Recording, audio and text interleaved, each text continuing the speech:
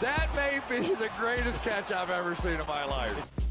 Okay, we're going to go through and we are going to be diving into the running back position free agents, as well as potential landing spots for said free agents, as well as the rookies coming in for this year's draft class.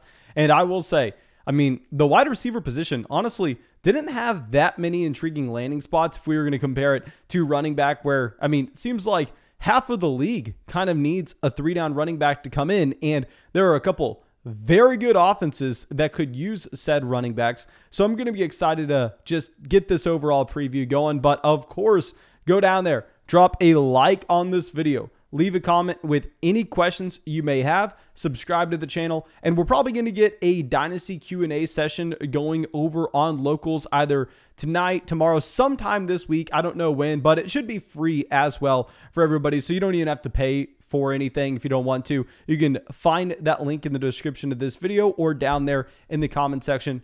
I think that should be it. Let's go through and let's dive into this list of running backs. And before we look at the landing spots, let's first talk about a couple of these options. And of course, the number one running back that you are going to have right now is Leonard Fournette. Now, with Fournette, we've gone through and pretty much just rode this roller coaster this offseason, where at the beginning of the offseason, he was going literally at the middle part of round 3 in best ball drafts, and he was going, I mean, in the 6th round of Dynasty startups.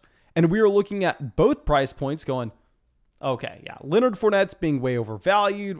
We don't know what's going on with Brady. We don't know. I mean, even if he's going to be back in Tampa, he has no guaranteed money this next year. If you can go and cash out for a mid-first, do that ASAP. And I guess too many people decided to just completely go off Leonard Fournette, because now you're getting him in the 9th round of startup drafts. We saw him go behind Rashad Penny in our most recent Dynasty mock draft. And I mean, in best ball drafts that are just for 2022, Leonard Fournette's consistently a 7th round selection. So you've seen pretty much everybody from the Dynasty community to the regular fantasy football community all get off of Leonard Fournette at the same exact time.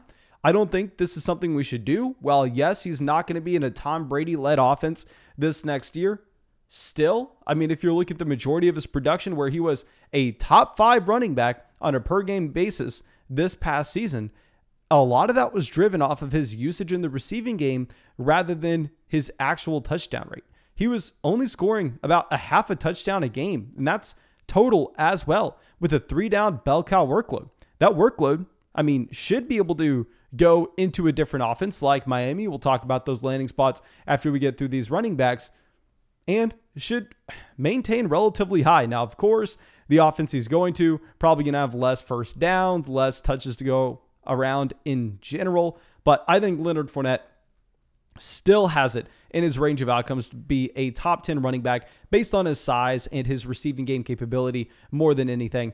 And now going over to our next guy, Melvin Gordon. Now with Melvin Gordon, I kind of overlooked him at the beginning of this offseason, and I am a lot more interested literally just going through and looking at these landing spots of what we could have for Melvin Gordon in 2022. Obviously, this is a running back that most people, including myself, expected to be a non-factor at the end of the season this past year, given the selection that this team had and the investment this team had into Javonte Williams, trading up to take Javonte, I mean, in the top 40 picks of the NFL draft. Yeah, Melvin Gordon was able to hold on to that job throughout the entire season. Now, of course, he wasn't hyper productive because he was splitting that backfield with a very talented younger running back in Javonte Williams. But Melvin Gordon, we've seen him before profiled to be a 3-down workhorse, really is going to depend on the landing spot. And I think there are a couple of good ones here. Now, our next player going to be James Conner. With James Conner, I mean, I'm actually less excited about James Conner than I would be about a couple of these other names. And the reason for this is so much of his production was driven just off of touchdowns. Now, let me pull this up. And I know most people aren't going to be giving James Conner as much of a bump down as they're giving Leonard Fournette when Fournette's leaving Tom Brady in the Buccaneers offense and James Conner's leaving Arizona. But if anything, I think it's significantly harder to project James Conner going forward, because if we're looking at James Conner in this Arizona Cardinals offense, I mean, he had 200 rushing attempts with 15 games played. So he's averaging like what? Is that 12.2?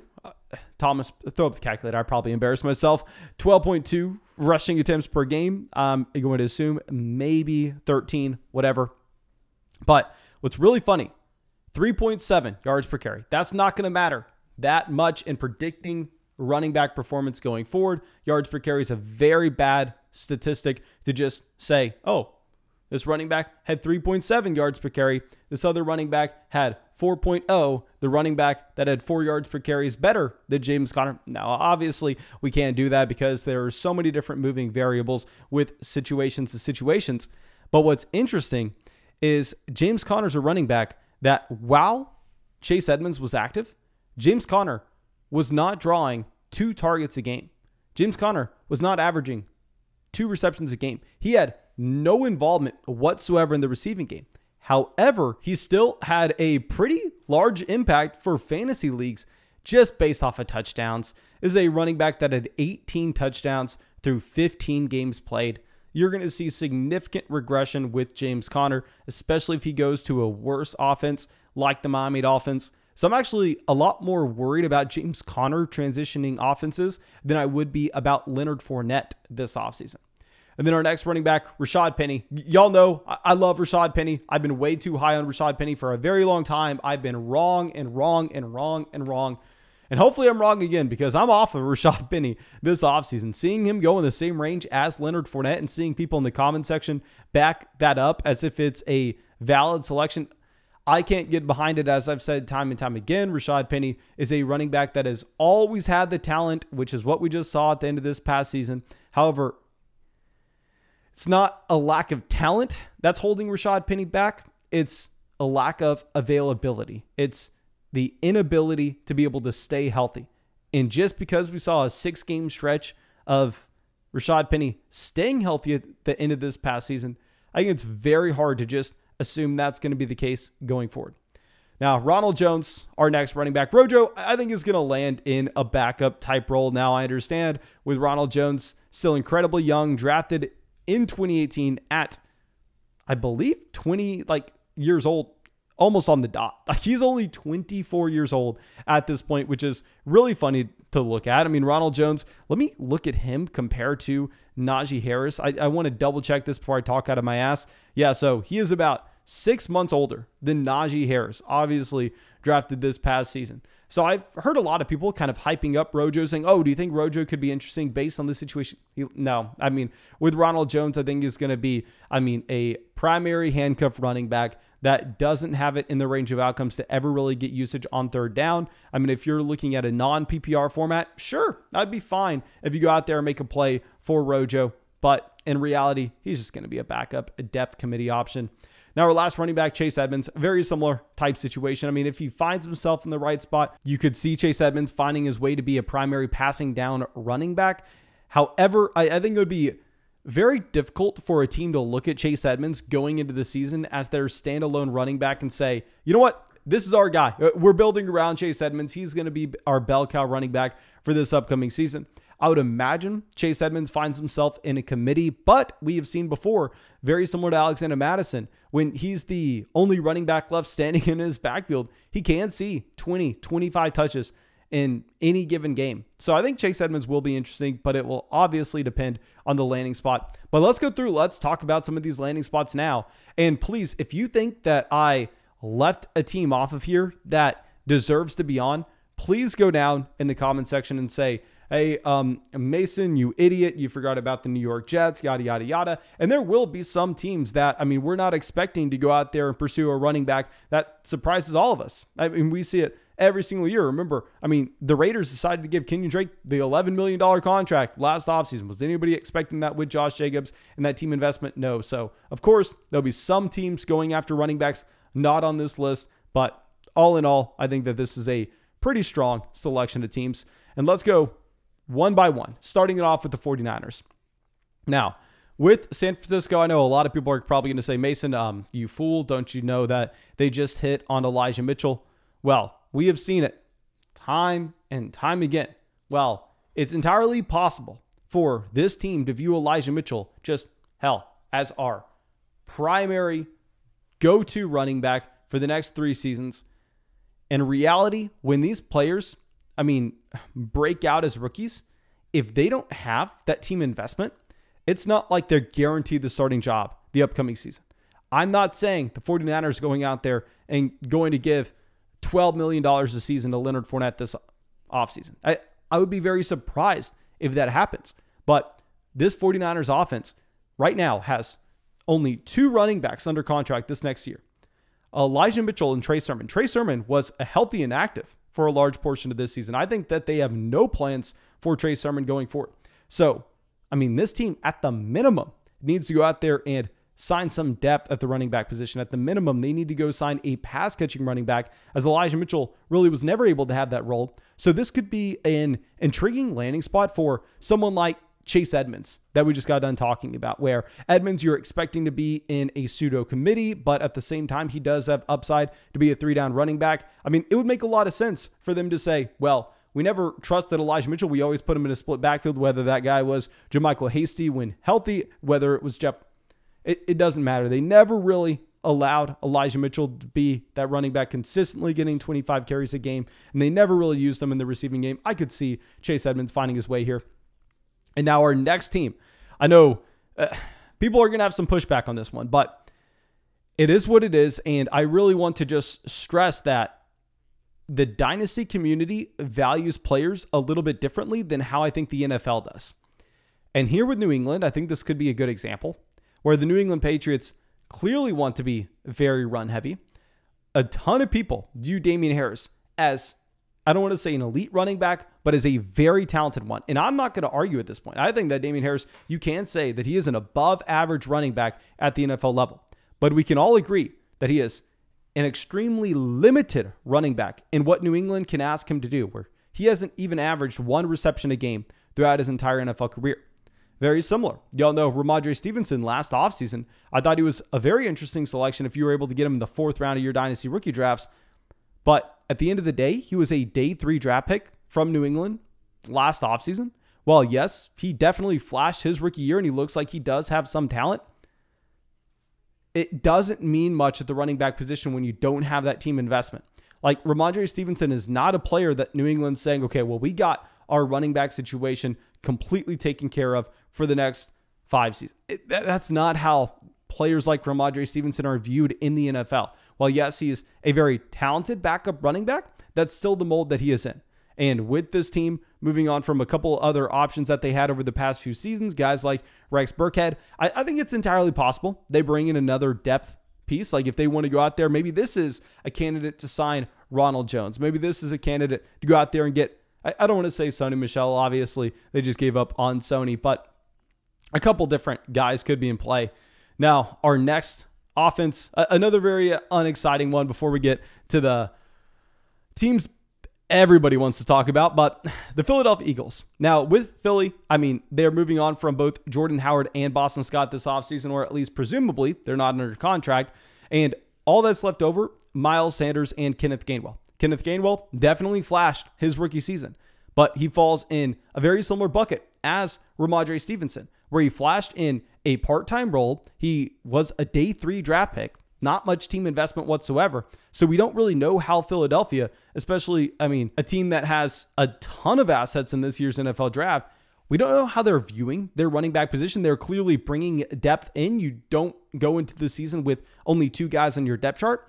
But if they have the combination of Miles Sanders, keep in mind, Miles Sanders drafted by a completely different coaching staff. Miles Sanders, who I liked back in 2019. I thought that we smashed a Miles Sanders after his rookie season, and it's only been downhill since there. Trust me, I don't want to speak negatively on Miles Sanders. Y'all know I've really liked him in the past.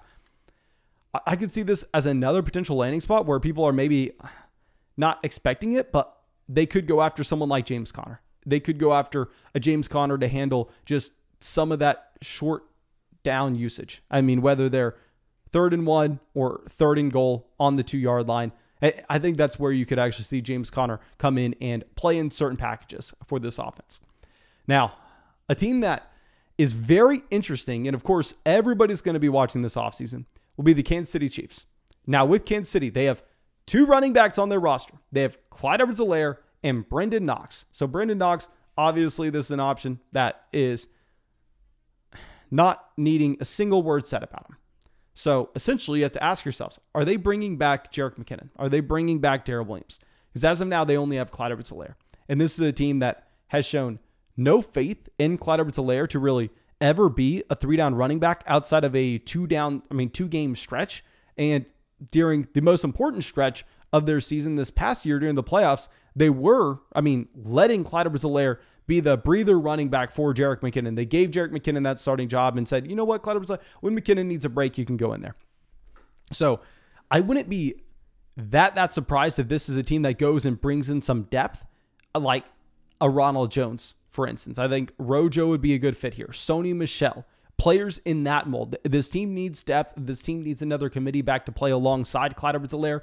However, based on the holes with this roster, as well as how much money they're paying Patrick Mahomes, I would assume, and of course, I'm just assuming, that they're out of the market for Leonard Fournette. They're not going for a running back like that. But you know who potentially could would be the Buffalo Bills. And we checked these boxes when we were trying to figure out where Leonard Fournette is going during free agency. And we said, well, you know what? After his playoff run, for him to go back to Tampa and for him to accept a contract for only $3 million, where most likely could have got more elsewhere. Kenyon Drake got $11 million. I always love bringing that up. But whenever he was let go from Jacksonville, he goes, let's go play with Tom Brady in Tampa. This team looks like they're going to be a contender. They won the Super Bowl. He takes a discount to go right back there. And it sounded like he was probably going to be going back there again. However, Tom Brady retires. And that next day he goes, you know what? We're going to test the waters of free agency.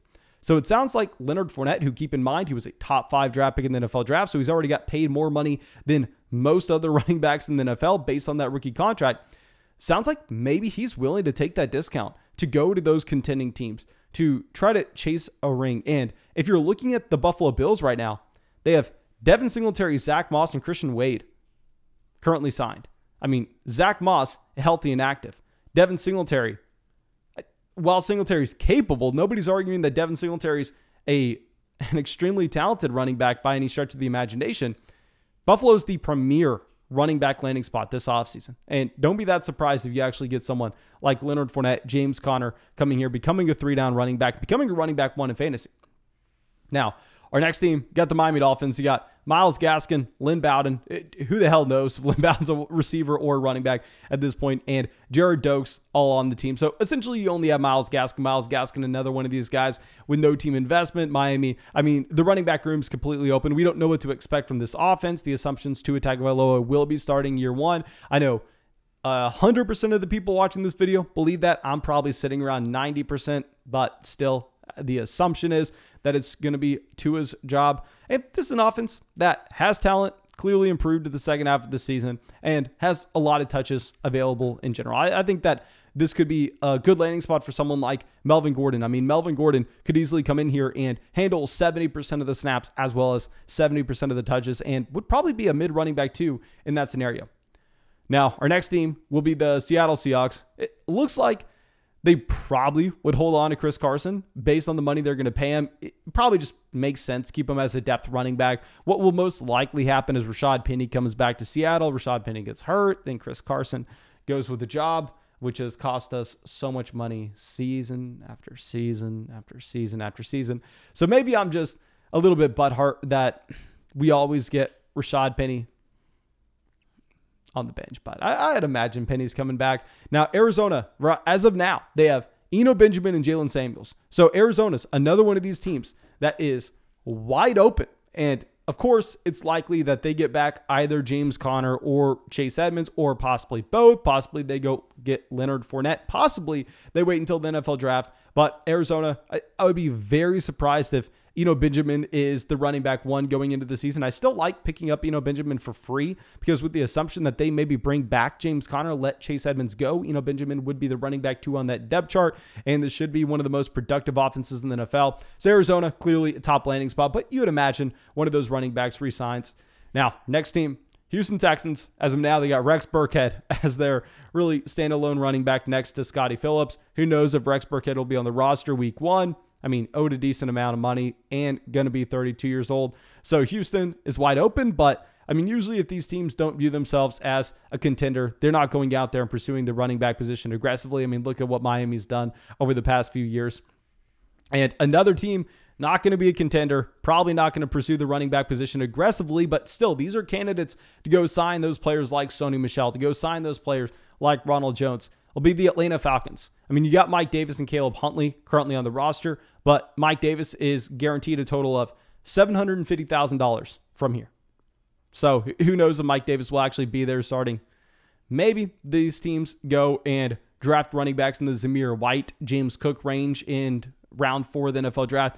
A lot to be said from that NFL draft, from free agency, but I'm excited nonetheless. And there are a ton of decent landing spots for these running backs, but please let me know your thoughts in the comment section. Let me know why I'm so stupid and if I missed out on anything in this video. I think that's all I got for you. Hope you have a great day and hope we get to see you with the video tomorrow.